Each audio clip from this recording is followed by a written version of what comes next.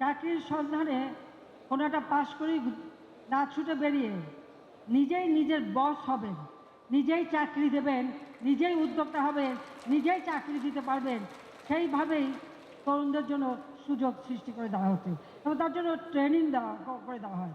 সারা বাংলাদেশে আমরা computer training এবং ইনকিউবেশন সেন্টার করে দিচ্ছি। স্কুলে স্কুলে আমরা সেখানে কম্পিউটার ল্যাব তৈরি করে দিচ্ছি। ট্রেনিংয়ের সাথে সাথে সব ধরনের সুযোগ আমরা করে দিচ্ছি। দেশে না, বিদেশে কাজ করতে গেলে ট্রেনিং দিয়ে উপযুক্ত হয়ে যাওয়া ভালো। দালাল ধরে টাকা খরচ করে যে ওই ভূমধ্যসাগরে ডুবে মরার থেকে নিজের দেশে থেকে কাজ করলে অনেক লাভবান হয়। কাজে এইভাবে কিন্তু মানুষকে একটু উজ্জীবিত করতে হবে। আর আমি মনে করি যে আমাদের যুব সমাজ লেখাপড়া করতে হবে। মাদক, নেশা, দুর্নীতি, জঙ্গিবাদ, সন্ত্রাস এর থেকে দূরে থাকতে হবে। কারণ এক একটা পরিবারকে ধ্বংস করে দেয় একটা মাদকাসক্ত সন্তান যদি থাকে, তাহলে মা বাবাকে কষ্ট দেওয়া কেন, নিজেকে কষ্ট দেওয়া কেন?